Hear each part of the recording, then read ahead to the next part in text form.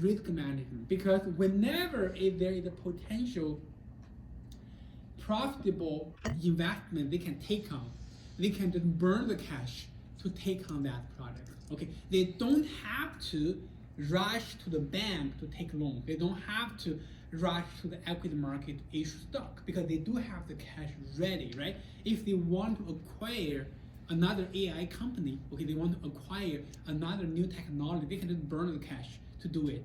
That's what we call the cash buffer, okay? And the business diversification, I think that is also very easy to understand, right? So nowadays, all the large companies, they are not, working in a specific kind of segment of the industry, okay? They are working along multiple lines.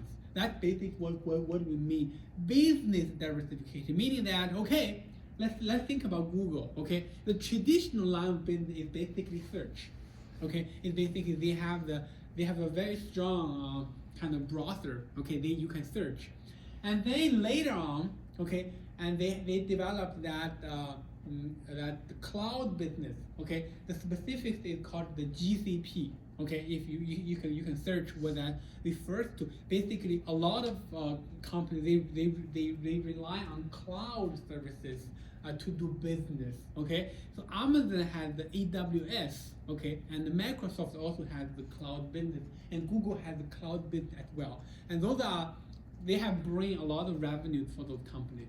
And you guys know that now, okay, all of those companies, they are competing on the AI dimension, okay, and different companies have different collaborations with OpenAI, or they may have their own large language model, okay. And I think in the past couple of months, we all know, a model proposed by Google was very successful, okay. So, and that's why the Google is doing very well in the stock market, especially in 2025.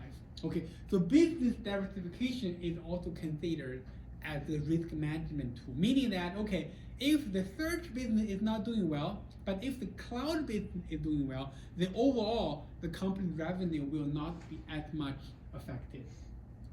So not everyone chooses to manage risk, and the risk management approaches differ wildly across firms. Okay, some firms, they use, when they are managing risk, right, they have to use some kind of measure for that risk. So some firms use cash flow volatility, while others use variation in the value of the firm as the risk management object of interest. Okay, the major difference between the two are basically the frequency of the information being available. If you rely on cash flow volatility, and you know the cash flow information is only available every quarter, okay? Every quarter the company will make announcement regarding their fundamentals like income, like earnings, and like cash flow, so on and so forth.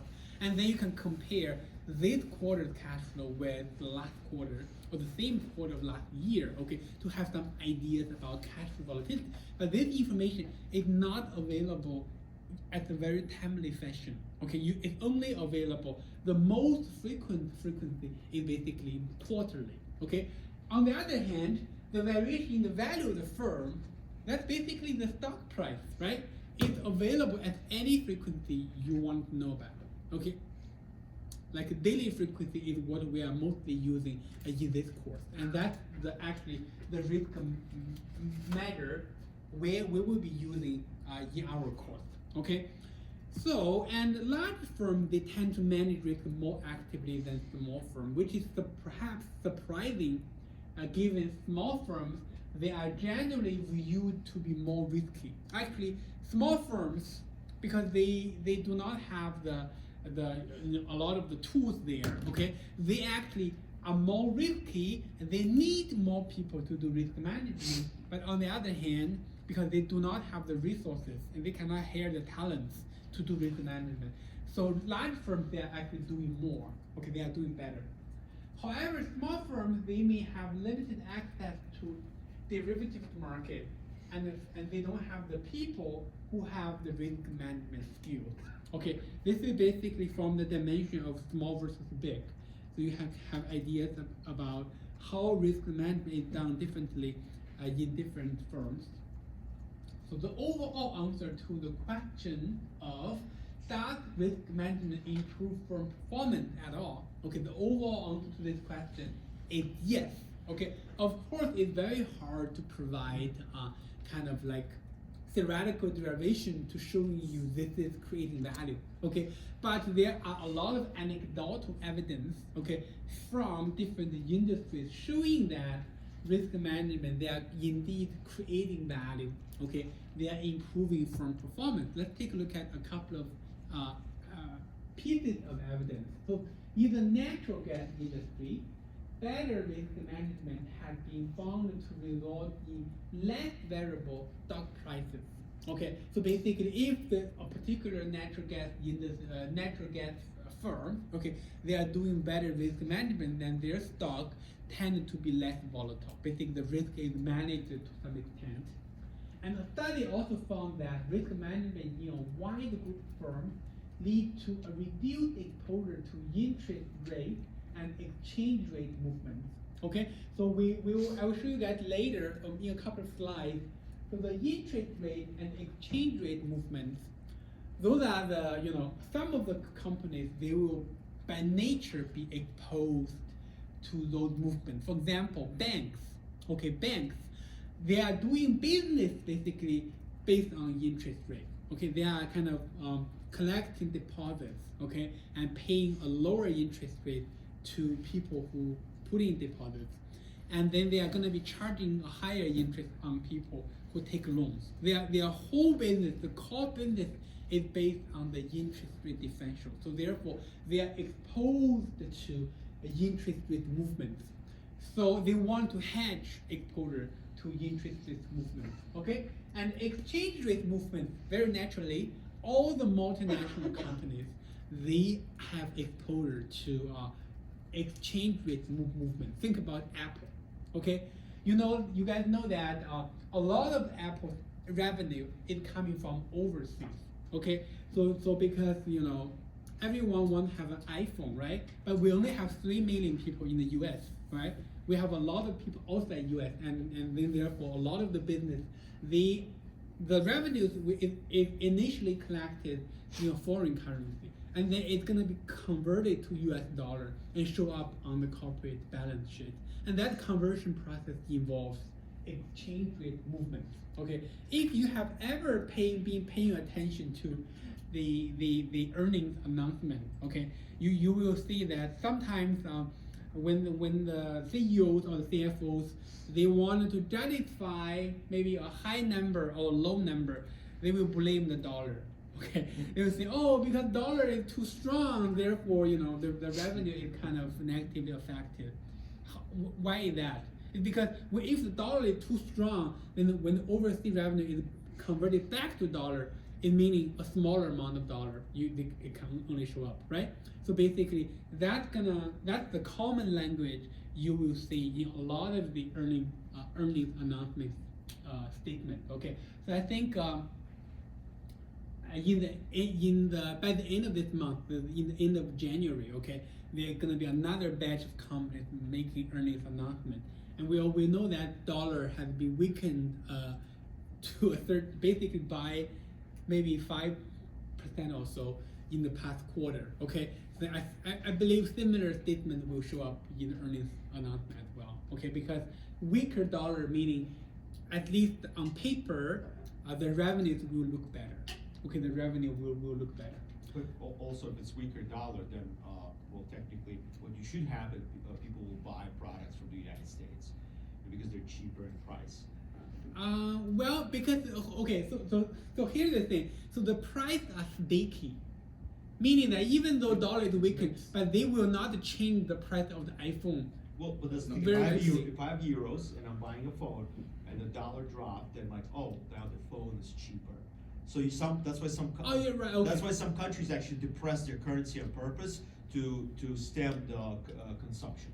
So basically, for the foreign consumers, an iPhone will appear cheaper, right? Will appear cheaper, so they want to buy more of them, and then once that revenue is converted back to dollar, it will appear more to the U.S. investors. Okay, yes. So we'll see. by the end of January what happened. It makes exports Potentially cheaper. a boost Yeah. to revenues. Exactly. It makes export cheaper. Yeah, and Yeah, that, so like, foreign surprised, I currency. just watched, read the news, the deficit actually shrank, like, by a lot, like, in December, like, it just, you can see, like, the deficit by quarters, like, the Mhm. last quarter was, Q4, deficit shrank for the United States, which is, I was surprised, but, yeah. Well, but the deficit shrank by a lot. A lot of factors affecting that. Correct. Not only exchange rate movement, okay, but also tariffs. Blah, People blah, blah, buying blah. less from outside the United States. Yeah. Yeah, but Professor, that has always been the fight between the Chinese and the Americans. They Mhm. always accuse the Chinese of undervaluing the RMB. Yep. Uh-huh. Yeah. So based on what you're trying to say, when Well- the currency is lower, Mhm. it encourages exports. You get more revenue from exports than imports. Because they're not pegging it or letting it Yes. free flow, right? Exactly. They're depressing it on purpose, but it's, Hmm. Okay, I'm actually teaching global financial risk management for undergrad. So basically, a different country is choosing a different currency regime for many reasons. Okay, so there is the kind of there are three objectives out there for choosing a currency regime, and every country they can only choose two of the three. Okay, for example, for the U.S., right, the dollar is free floating. Okay, so and therefore the dollar can achieve free capital flow, and it's not that much subject to monetary policy. But for China, okay, the RMB is actually pegged to dollar, meaning that it's kind of fixed, right? But they can somehow achieve, they can control the capital flow. It's not pegged. I don't know. I don't think it's pegged at all. Like there's pegged, right? So three. It's called soft peg. Yeah. It's not hard peg. Oh, okay. Okay. The way it's called pegging, meaning there is soft versus hard. Hard peg, you can think Hong Kong dollar. Okay, Yeah. Hong Kong dollar is one version of hard peg, Right. meaning it's like 1-to-1. One, two. So RMB is soft peg, meaning that every day there's a variable band there, like a 2% up and below, and then you can move within the band. It's called the soft peg version. I agree. Okay, so basically, a lot of stories there. So basically, the currencies, okay, they affect a lot of dimensions, like especially for multinational companies, and firms naturally want to hedge against those movements. So a portfolio of firms using risk management outperformed a portfolio of firms that did not, when other aspects of the portfolio were controlled for. And similarly, a study found that firms using foreign exchange derivatives had higher market value than those who did not. Okay, you may ask me, oh, where did you get those statements? Okay, can you show me what is the portfolio? Those are all anecdotal evidence, meaning they may be coming from one academic paper or coming from one Wall Street Journal article. Okay, they are all referring to a specific segment of the industry or the market. Okay, the whole picture being painted here is that it's a fairly rosy picture of the benefit of the current risk management practices in the corporate sector. And that's also why we are all here learning tools for managed risk. Okay, you can imagine if the answer to this question is no, if risk management is not adding value at all, then there's gonna be no job postings for risk management people, then you guys will not be here learning those things, okay? So you talk about like FX market. So if like let's say a company holds a lot of dollars and they know dollar is gonna drop in value and euro is gonna go up, they just buy euros ahead. That's what you mean, like with an FX market.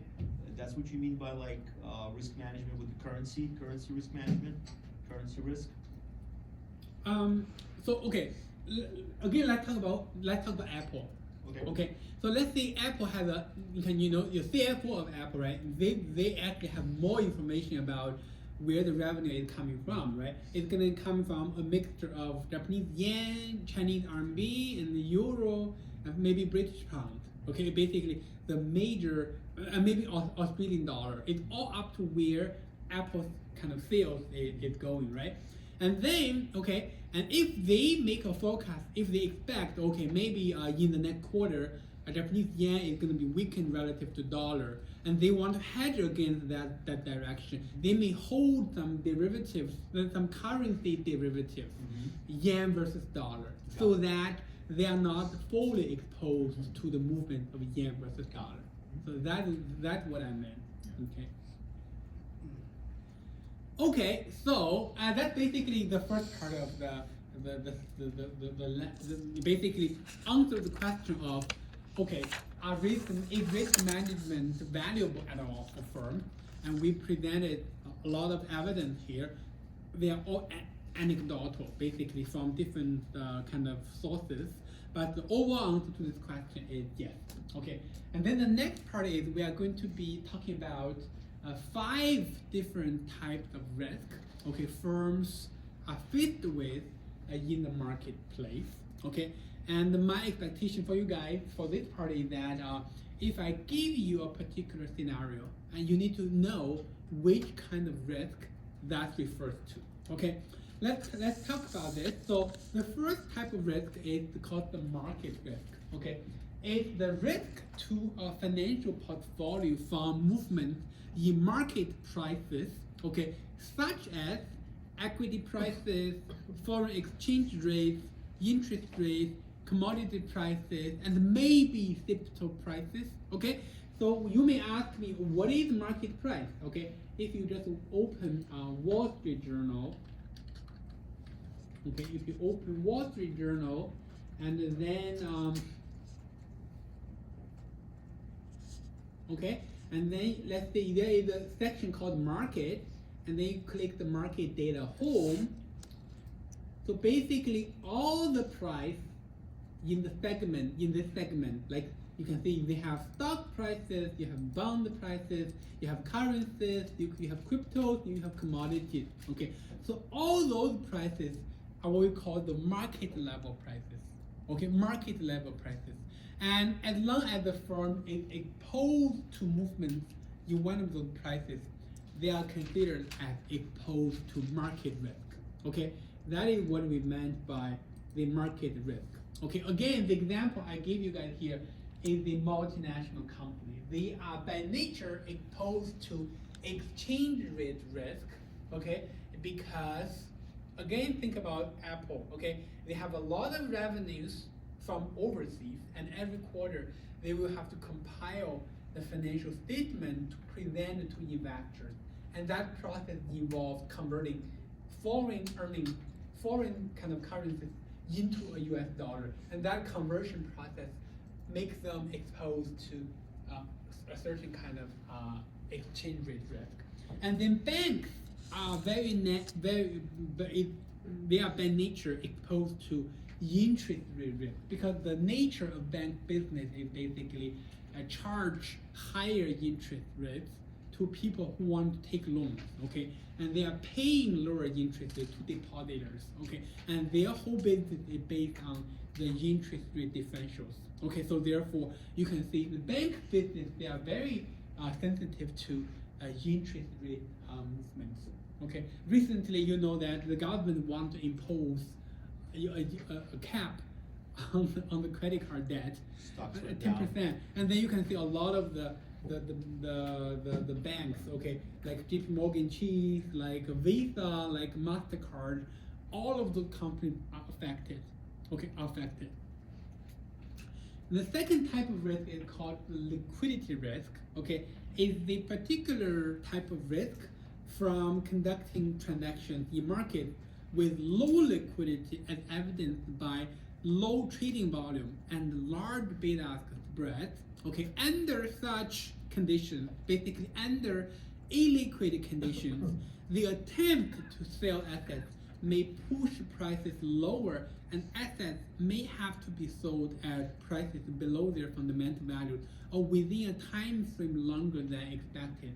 Meaning that if the market is very illiquid, okay, if a seller wanted to sell that asset, they either have to wait for a long time, or they have to give very big discounts so that buyers, basically the buyers, is willing to buy the assets. Okay, so traditionally liquidity risk was not attracting a lot of attention in risk management, and the liquidity risk basically enter the mainstream after the global financial crisis, that is in 2008. Okay, so the event in the fall of 2008 sharply increased the attention devoted to liquidity risk. Okay, I can tell you guys that different asset class, okay, have very different levels of liquidity risk. For example, stocks. Okay, stocks, they are generally considered very liquid. Okay, any of you who have trade stocks, you know that whatever brokerage you are using, whether that's Vanguard or like Fidelity or another kind of brokerage firm, you just put in order, a market order, okay, almost immediately that order will be executed.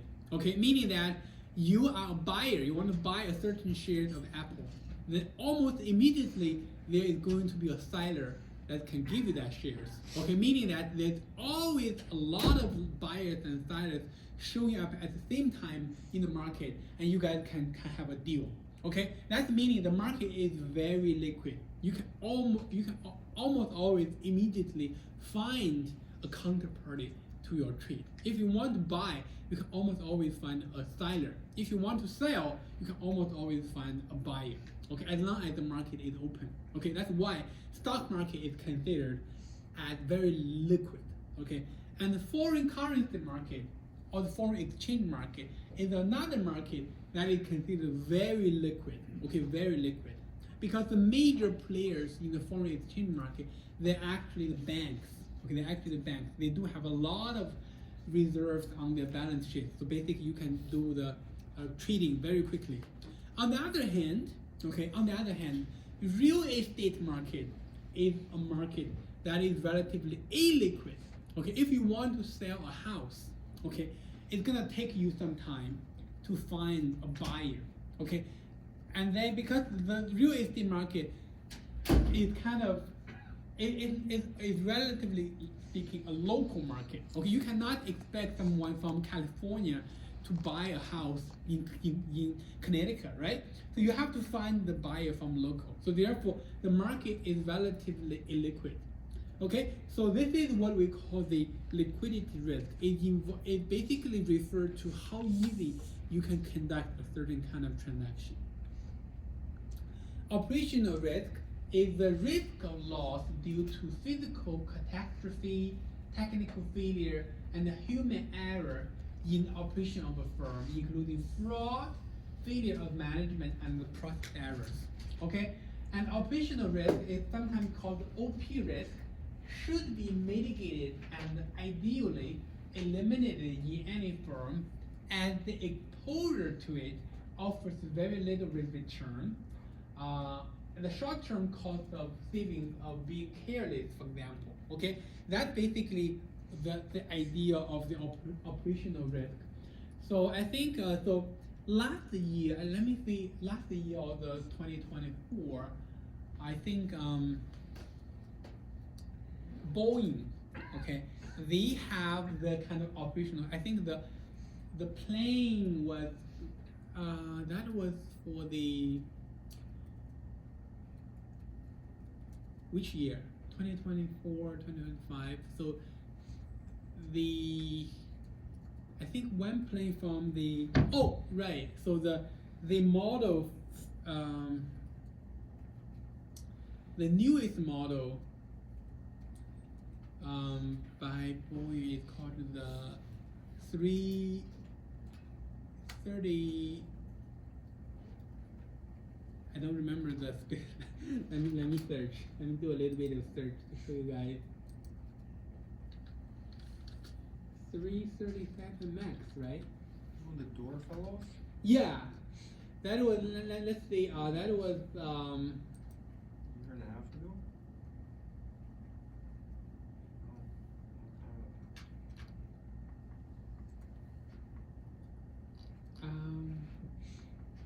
I don't know, like which one, which year. Let's say. There've been a lot. A lot? Yeah, a lot of quality issues involved. Max 8 and the door a blowout. Let's see. Oh yeah, so that's the January 2024. Okay, so you can see a door plug blowout occurred on this particular model. Okay, so this is basically a classic example of operational risk. Okay, so basically has nothing to do with market prices, has nothing to do with interest rates, or has nothing to do with liquidity. It's basically the operation of this company. Okay, so I don't know what is going on within the company, but as investors, we know that this particular model has some kind of problem. Okay, that alone will concern investors because they will have to stop their regular manufacturing process and spend some resources to do investigation into those models. Okay, that's gonna affect the revenue or the production process big time. Okay, so this is what we call the operational risk. It's something that I think this is under the category of technical failure or human error. Okay, we don't know what problem that is. It could be a technical failure in the production of the model. It could be human error in the assembly of the model, right? But overall, it's considered operational risk. And then another class of risk is called the credit risk. Okay, so it refers to the risk that a counterparty may become less likely to fulfill its obligations in part or in full on the agreed upon date.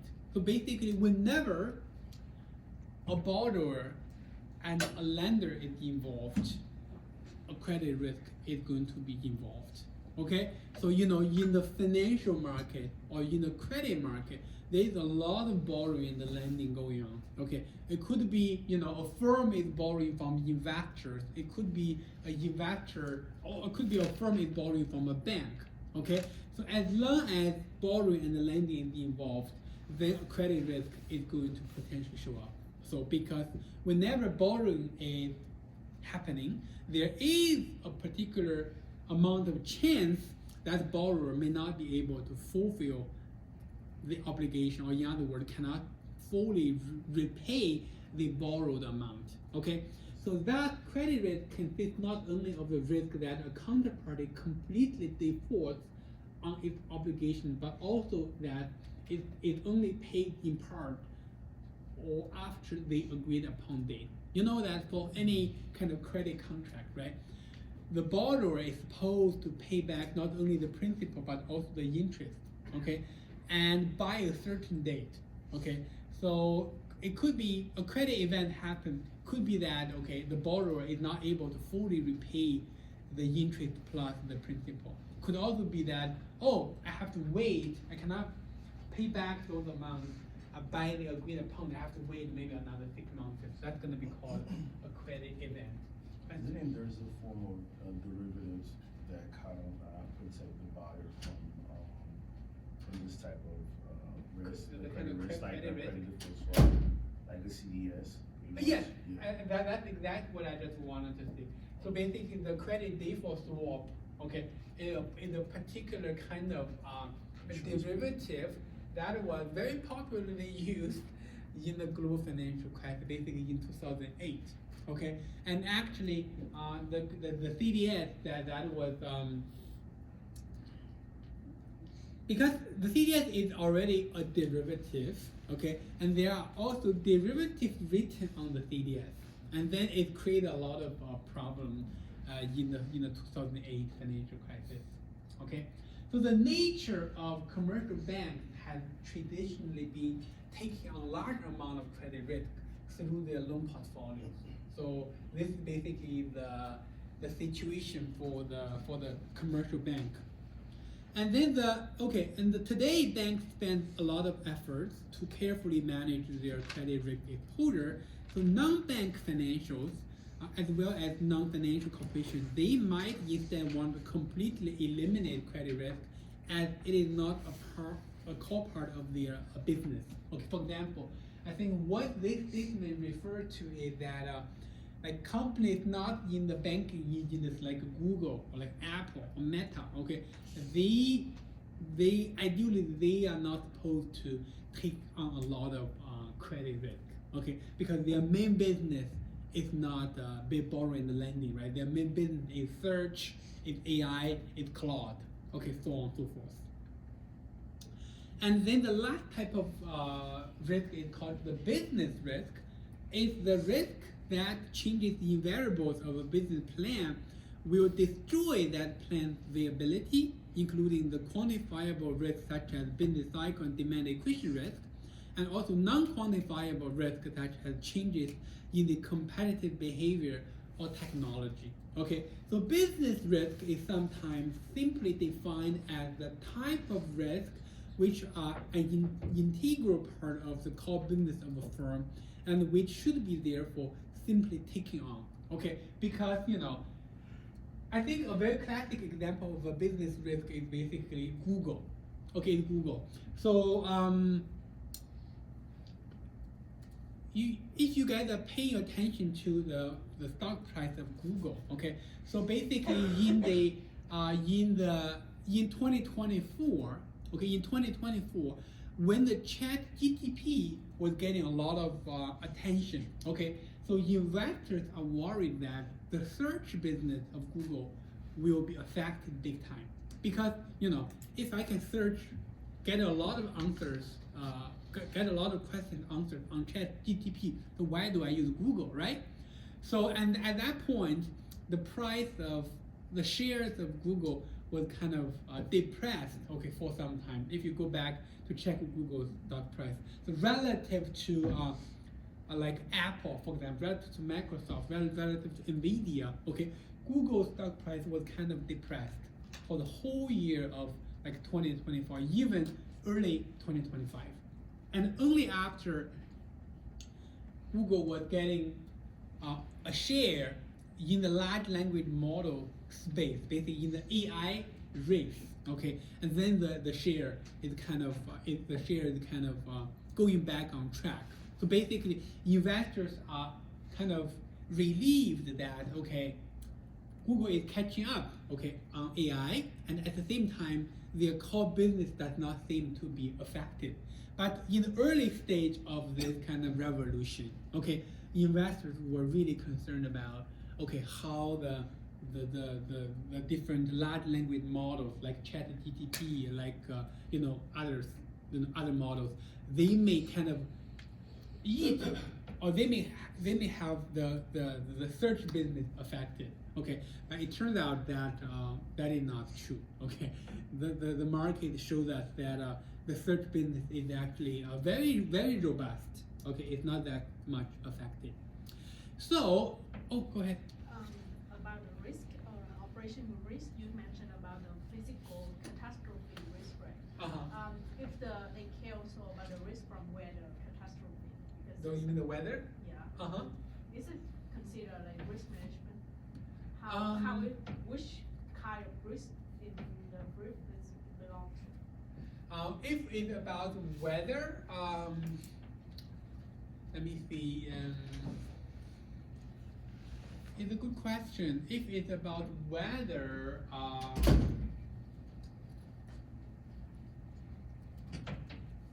I think it's about which industry you are referring to. Okay, so let's say if you are talking about the insurance companies.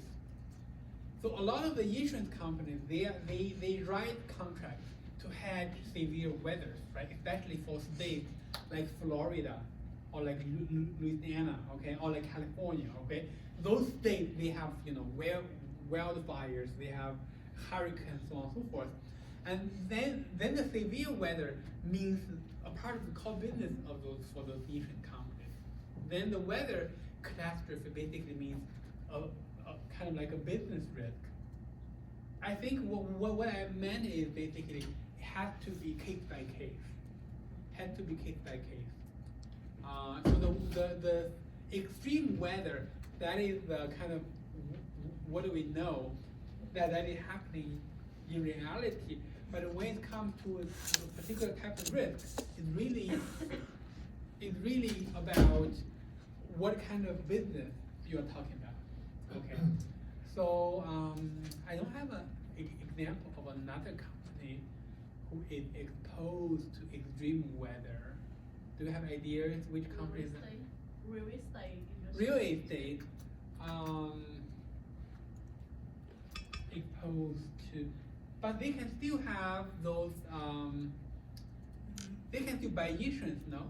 Well, like this, look, Florida is a big issue. Like insurance companies refuse to insure homes because the flood risk. So a lot of insurance companies withdrew. So a lot of reinsurance companies, like that actually it's like a safety mitigation for risk management. The reinsurance because they do to spread the risk. They sell their packages to other insurance companies. They're withdrawing from that market. So the state has to step in and start doing something. And Florida's Republican, so good luck. I see. I also heard stories that. Like California is another example. Yeah. Yes. I also heard stories because I have friends in Southern California. So it's very hard for them to buy insurance for the wildfire. Okay, so basically they are basically they don't have policies written on the homes related to wildfires, and the government basically actually I asked the question why the government is not stepping in, and the answer is actually that because the government ask the insurance company to accept a particular kind of price, and that price is not reasonable, and so therefore the insurance companies is deciding that we cannot make a deal here, so therefore it's better for them to just step out of the market. So it's a good question. I think for the real estate market, severe weather. What kind of risk? That I don't think that's called operational risk because it's not operating something, It can right? still fall under business risk. Yeah, I think it's probably more related to business risk. If let's say the real estate company, right, is managing a lot of real estate, then that's gonna be a core part of their business. They will have to either have that the risk baked into the real estate price. Okay, so if a house is more exposed to wildfire, then the price have to be lower. Otherwise, buyers won't buy it, right? So what's the difference between the weather catastrophe, what the physical you mentioned, the physical catastrophe? Catastrophe, yeah. Yeah, what is the difference? That is human error. So one-time event, not operational, right? That's what you're That trying is to say. human error. Yeah, the human error is one example of the operational risk, and the physical catastrophe. For example, let's say an airplane, right, is designed and then for technical reasons, and it created some kind of physical catastrophe, like Like it software crashed. goes down, like software shuts down in Boeing and it goes down. Yeah, so if that happens, if it's confirmed it's related to the internal operation of the company, that's going to be physical catastrophe, okay? But again, I think whether how a particular kind of scenario is classified is really case by case, really case by case. I think, for example, whether operational risk can be like in case of Disney, because the tourists are not coming. You mean like in case of Disney, like say Disney parks, the weather is bad, which happens often, and not so many tourists are coming, and practically there is a revenue dropping. It's not a one-time event. That's what I'm trying I to say. see. That's gonna be called a business risk. Yeah, it should be a business risk. Because weather is bad, nobody is going to Disney. Right. Yeah, I think so. Yeah, because it's basically the something they have to get exposed to, right? Okay, so the next part that we're going to be talking about is the basically getting a lot of slightly more technical. Okay, so up until this point, the stuff we are talking about is mostly conceptual. Okay, it's like no, this kind of risk, that kind of risk. It's mainly storytelling.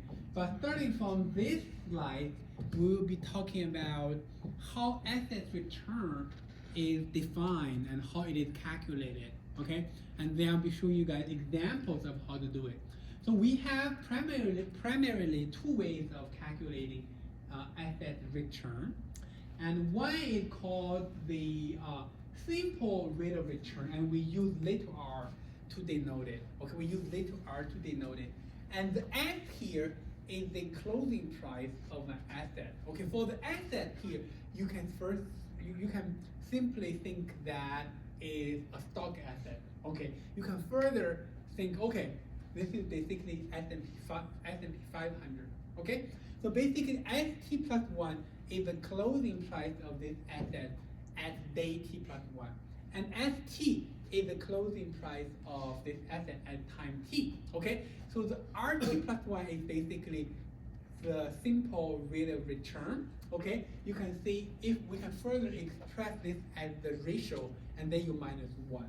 Okay, and this is actually the most popular way of calculating returns. Okay, actually, if you open the Wall Street Journal,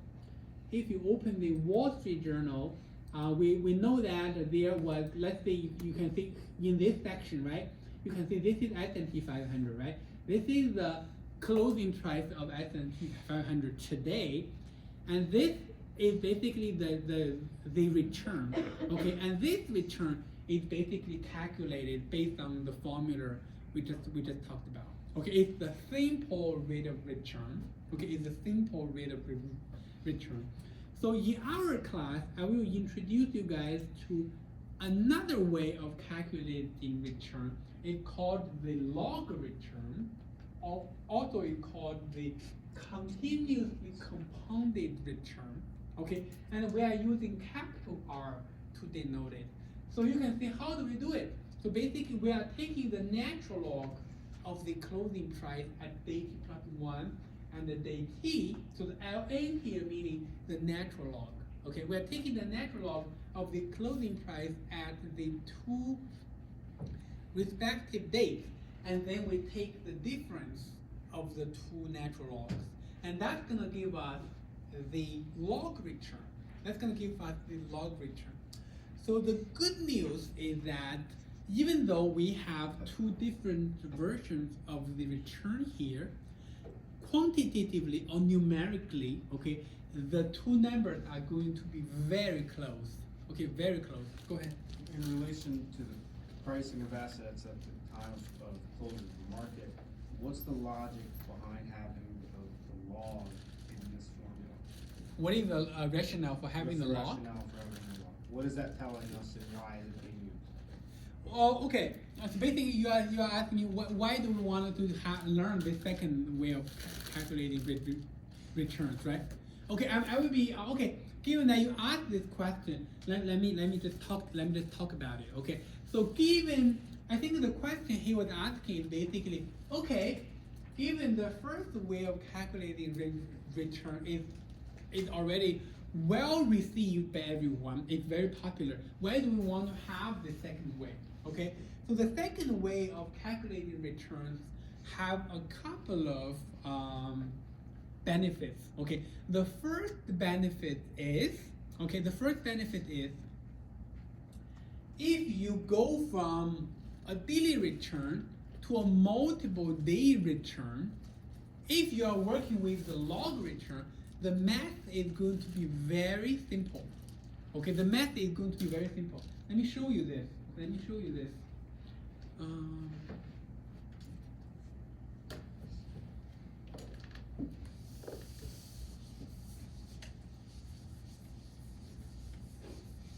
So basically, let's say this is a timeline. Okay, this is a timeline, and then we have, this is a kind of ST. This is ST plus 1, ST plus 2, ST plus 3. 3, okay, and st plus 4. Okay, so basically 1, 2, 3, 4, 5. So basically on 5 days, okay, we have a closing price for each day. Based on the formula I just have here, you can basically calculating the RT plus 1, right, equal to the log of ST plus 1 minus the log of ST, right? And RT plus 2, that meaning the return for this window, okay, that's the natural log of ST plus 2 minus the natural log of ST plus 1, okay? And RT plus 3, that's going to be equal to the natural log of ST plus 3 minus the natural log of ST plus 2, and then the RT plus 4 is going to be equal to the natural log of ST plus 4 minus the natural log of ST plus 3, okay? So basically, those are the returns for each day, right? For each day, for example, for this day, this day, this day, and this day.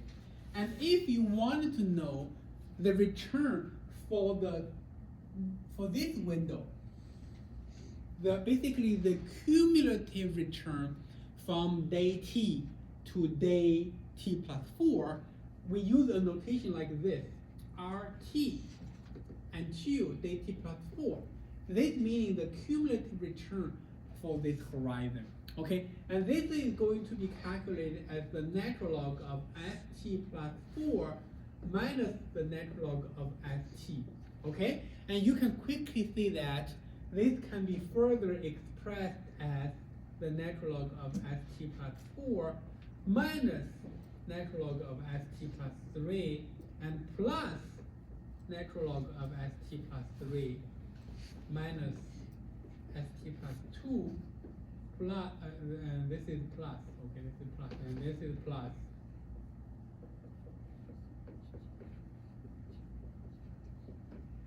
Plus.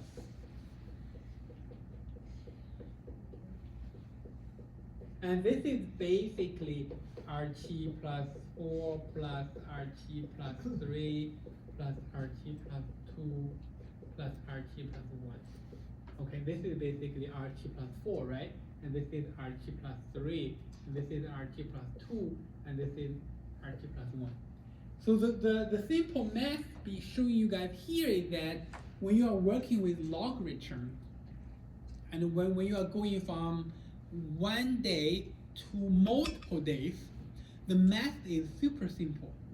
Okay? For a cumulative return, the return is simply the addition. Basically, you can add up the log return on the individual days, then you can get the log return for the cumulative horizon. Okay, so this is one nice thing of working with the log return. And if you work with the simple return, then the math will not be as intuitive. Okay, and you will have to, take the product of those individual simple returns instead of the sum. Okay, instead of the sum. And another reason why the log return can be beneficial, or how the log return can be beneficial, is that when we are basically in risk models, right? We sometimes work backwards, meaning that we have the model for return first, and then we want to back out the price. Okay, and then the log return. Let me show you how do you back out the price.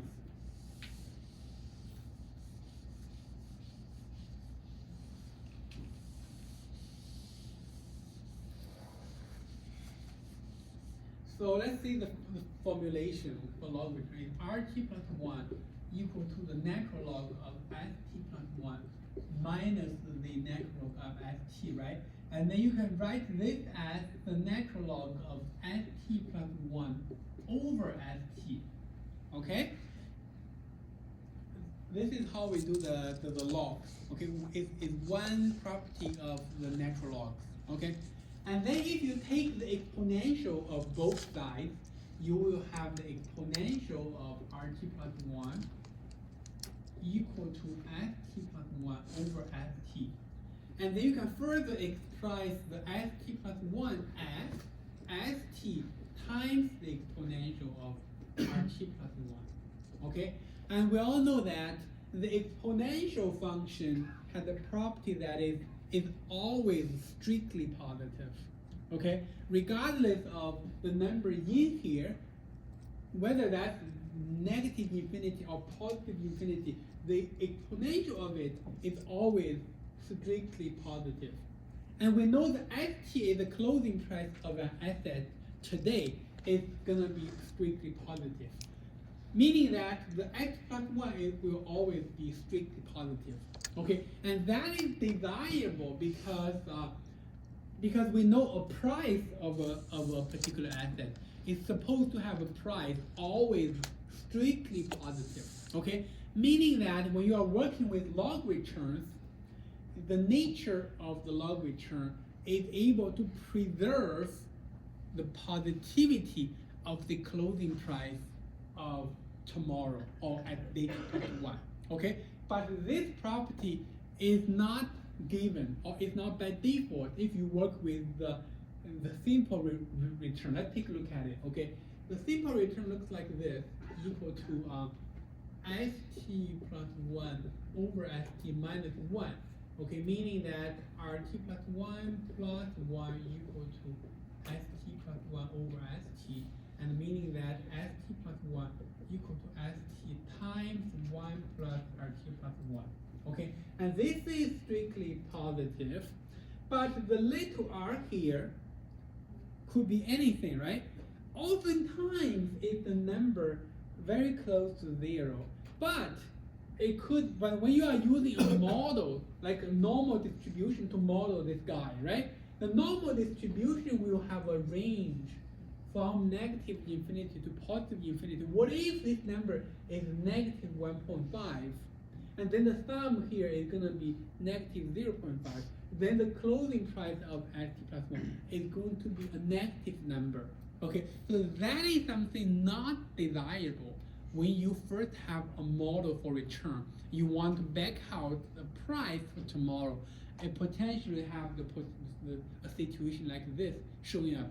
But this is not, but when you are working with log returns, that's never going to happen. Okay, this is basically one nice property of working with the log return. Go ahead. I see as a corollary, maybe not, I'm in the MBA program. Mm-hmm. The previous course, we learned about IRR versus net present value with respect to identifying returns, something like this. And IRRs could be negative or positive. It could be, yeah. So I'm wondering if there's any corollary there in the math versus the net present value, which will always give you a positive. Well, that had. I could be completely wrong now. So, what I want to say is it has no relation to what we're talking about here. Yeah. So the IRR is basically the internal rate of return you use to value a project, right? Of course, that can be negative, it could be positive. What the negative or positive we're talking about here is the price. Is the price of a certain asset. Okay. If you ask yourself, what is the price of S&P 500? Okay, it's a number that is always positive. Okay, it's a number that is always positive. Okay, that's something we want to preserve. Okay, and when you are working with log returns, that's going to always be preserved. But when you are working with simple returns, it could potentially not be preserved. So this is basically a nature of the log return versus the simple return. And before we move forward, I just mentioned that even though they look like very different, right? But numerically, the two numbers are actually very close. Okay, let me show you that. Let's see. Let me open R. Okay, let me just kind of like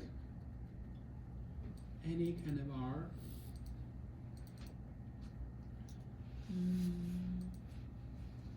UI preferences, let's see, 18. Okay, so let's see S2 equal to, let's say, let me randomly pick up a stock.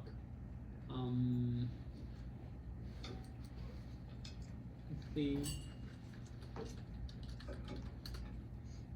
Okay, let's see. This is Google. Okay, this is Google's close. This Google's closing price today is 322. Okay, let's put that here. 322. Oh. And S1 is equal to, let's take a look.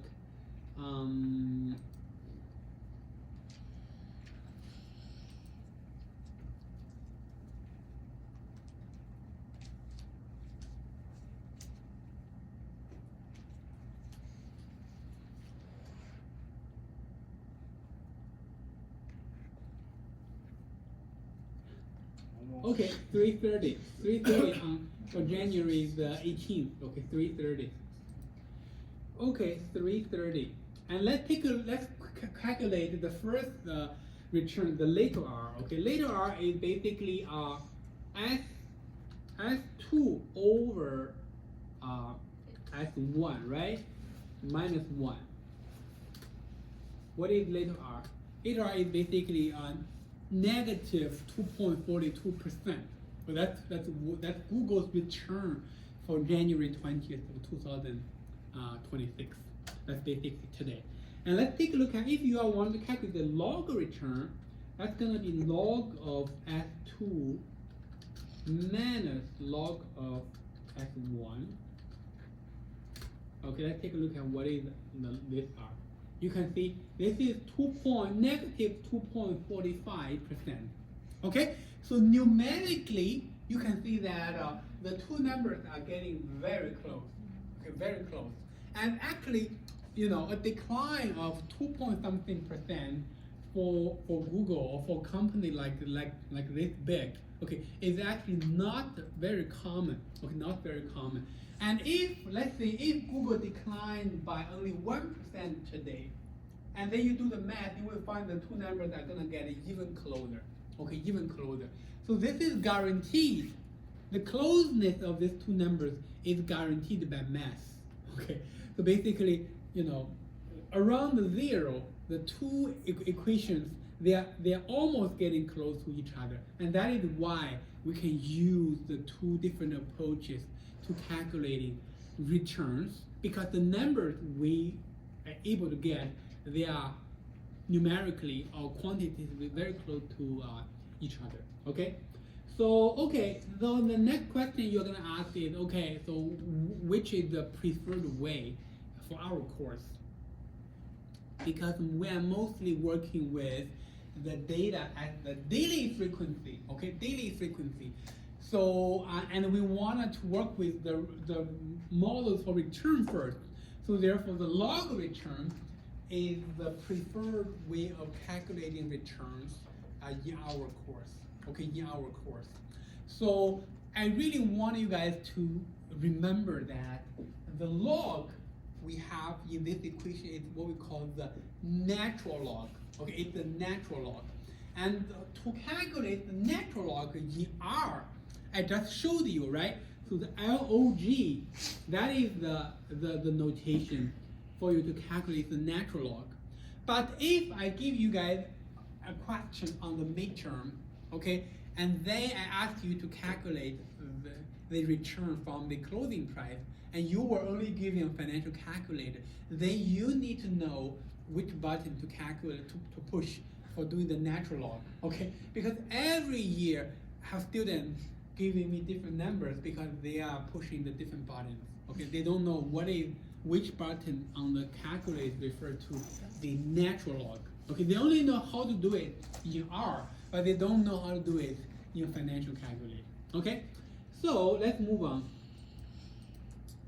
So, and then this is basically, the two returns are fairly similar because the math shows you they are fairly similar, okay? And okay, this is basically exactly what I just mentioned.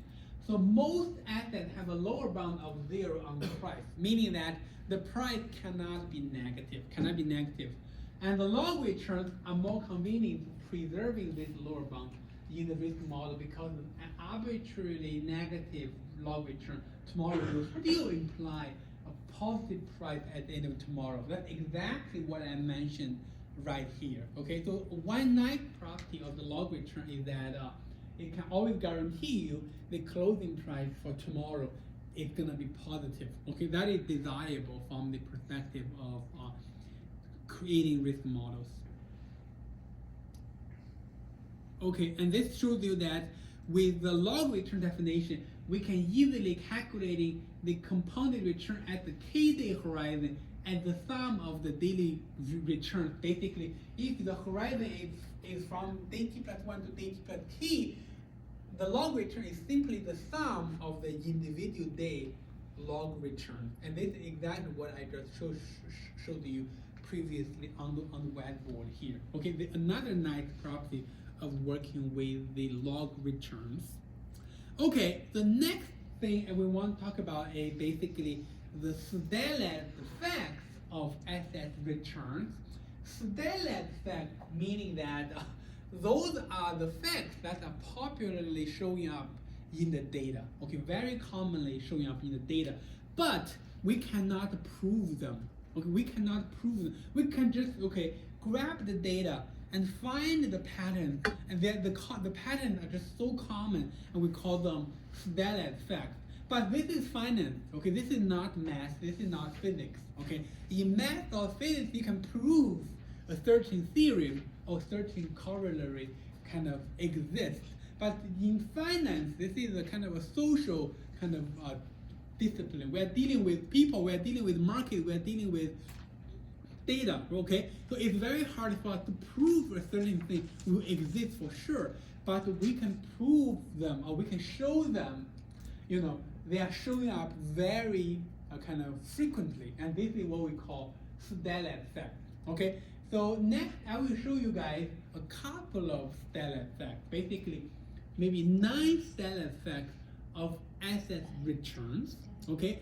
And they are very important because the 9 Sutherland effect here is going to guide us in the development of the models we're going to be learning in this course. And specifically, I will be using the daily returns on the S&P 500 from January of 2001 until the December 31st of 2010. Okay, using data from this 10-year period to illustrate each of the Sutherland effects of asset returns. And you may wonder, okay, we're already in 2026. Okay, we're already in 2026. And why do you focus on the decade from 2001 to 2010? Okay, there are 2 reasons. Okay, 2 reasons. The first reason is that the textbook is using this particular 10-year period. Okay, so if I'm showing you guys the same 10-year period in class, you guys can relate very directly to what you are reading from the textbook. Okay, and the second reason is because of what?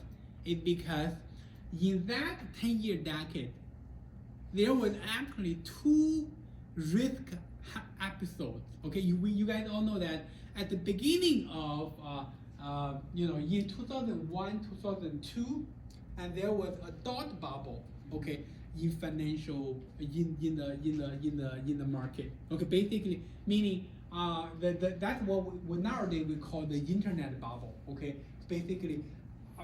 The internet just becoming popular, and a lot of companies, they are trying to they show up basically based on the idea of internet, and that actually created a bubble. Okay, created a bubble, but that bubble was that financial crisis was very limited only to the technology sector.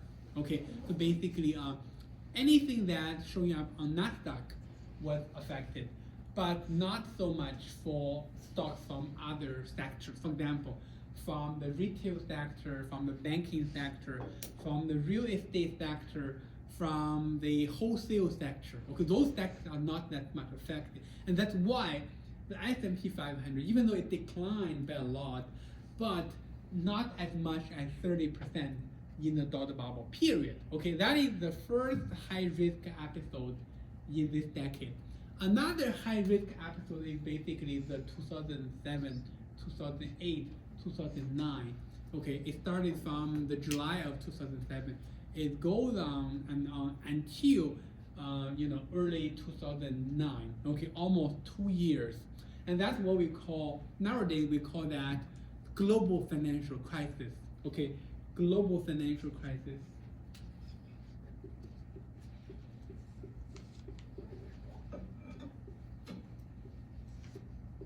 Okay, and in academic papers or in Wall Street Journal, sometimes we call that the Great Recession. Okay, Great Recession. This corresponds to the Great Depression happened in the early 1920s.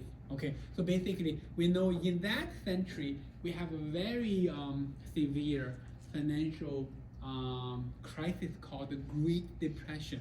And then in the newer century, the century we are in now, okay, we have a very severe financial crisis called the Great Recession. Okay, it referred to the same episode as the global financial crisis. Okay, they both refer to the financial crisis happened between 2007 and 2009. Okay, it is a recession.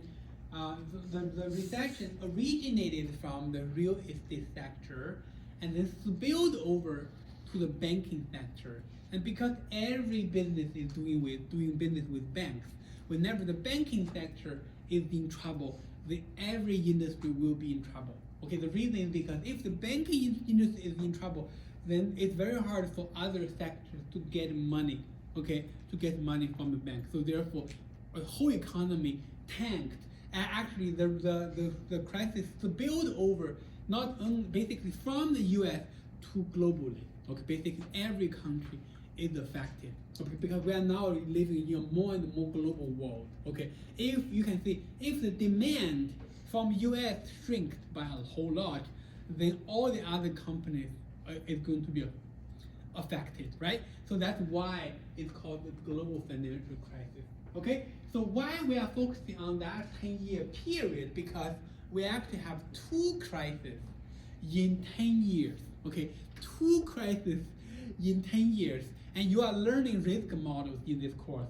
Because for every risk model to work, or you want to test what a risk model is useful or not, or it's valid or not, or it's helpful or not, it's better to test them at high-risk episodes. That's exactly, we have two high-risk episodes in this 10-year decade, and that's why we are going to be focusing our attention on this 10-year decade. Okay, if you think about the past 15 years, okay, so basically from 2010 to 2025, okay, how the market has been doing. It's a pretty, the market is doing pretty well in the past 15 years, right? There was only a small kind of downturn. That's basically the COVID. That's basically the COVID. But that's not considered a very severe recession because that kind of downturn is very short-lived. Okay, basically the market tanked by a third in March of 2020, and then by the summer of 2020, it all recovered. Okay, so basically it's not kind of the crisis is not going on, like in extended periods like in the global financial crisis.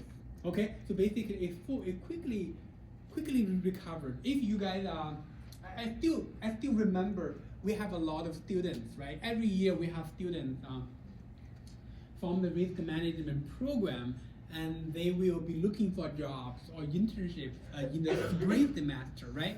So basically they will provide very timely information about how the job market is doing. And I remember in March, in April, students coming back and say, it's very hard this year to find an internship because a lot of companies, they are not hiring because they just because of COVID, they just they are not hiring this year. And then by June, they all have an internship. So basically, the market quickly recovered. And when the shutdown, when the government shutdown is lifted, then companies all rush to the market to hire people, okay? And then a lot of people, all of our students, they have internships. So that's basically how quickly the market had been recovering. Of course, the COVID was a very, very unique situation because that crisis didn't really spill over or didn't really extend because the government provided very strong fiscal stimulus. Okay, they sent a couple of rounds of stimulus checks to households. Okay, and second of all, the central bank lowered the interest rate to 0. Okay, very quickly. So basically, provided a lot of monetary stimulus. Okay, so therefore, that's why the economy wasn't that much affected during times of COVID. Overall, in the past 15 years, you can think there was no financial crisis at all. Okay, basically there's no crisis at all. Even last year, right, when the tariffs news hit the market tanked big time, but it again very quickly recovered. Basically, there wasn't material impact on the economy. Okay, and that's why exactly we can focus our attention on this 10-year period. But don't worry. We have not kind of totally ignored what is happening in real time in the market. So basically, by the end of the lecture, basically in the final review lecture, okay, I will actually apply some of the models we learned in this course to the more recent market. For example, we're going to be extending the data from 2010 to 2026 of April. Okay, and then we will take a look at, how VIX is doing, how different versions of this model are doing. Okay, so you will have ideas about how those models are working at different times. You have a question? Excellent. Okay. Just a comment. I think I like you're very optimistic, but I think because the printed money, right? That's kind of the stimulated economy. So, but printing money, that's I think why the stock market is on the rise. One of the reasons. Yeah. But it also eventually deteriorated the purchasing power. So I think so can argue in recession. I don't know, but it's just like depends who you're gonna ask. But you are thinking that the dollar the purchasing power had kind of 20% in 5 years. Think about this. Yeah, I know. Yeah. That is reflected in inflation, right? And like Professor J.D. once said, like, well, salaries tend to catch up with inflation. Well, by the time they catch up, it's going to eat away like the savings and like everything. People are going to max out their credit cards. You know what I'm saying? By the time it catches up. So for a lot of people that are like entering the market or for like labor market or people who are like unstable. Entry level. I'm not talking about like professionals that are already like, even those people like they can lose jobs and then they're gone. I totally agree. Yeah. I totally agree. A lot of things happening in the market. Okay, not only, and also it's very difficult to view the market from a single indicator. Okay, so like economists like to view the market from the labor market perspective, especially from the employment rate. Okay, like the employment rate for the past maybe 5 or 10 years, it has been very low. Okay, almost historically low. Okay, no more than 3 or 4%. Okay, but that doesn't reflect it's very easy to find a job. Okay, as entry level kind of financial analyst, for example, or entry level like people who work in the tech sector. Okay, it doesn't mean it's easy to find a job. Especially, it's up to how their jobs are affected by AI. Okay, a lot of jobs are kind of gone actually. They are basically fully replaced by AI. So basically, a person is laid off, and the company is not going to hire another person to replace that person. Okay, if you ask me, okay, I'm working in academia, okay, in universities, and what's happening is that we actually haven't hired a single in the finance department. We have not hired a single person since 2001, 2008, 2021. Basically, in the past 5 years, we haven't hired a single new person. No. Really? What do you mean single? No new professors were added, you mean? Like. So we haven't added. So basically, we don't have a new opening to Oh hire. yeah, of course, because the enrollments nationwide are falling. There's like every month there's a university closing in the United States. For past like it's pretty, you know, like even the for FRN program, you know, 10 years ago, it used to be like you used to have 2 full classes. Now it's like, you know, it shrank. It is like nationwide thing going on. Yeah, nationwide. I think the reason for that is multifold. Okay, it's multifold. So because I'm working in the industry, I know what's happening in real time. Okay, in real time, what's happening is basically, first of all,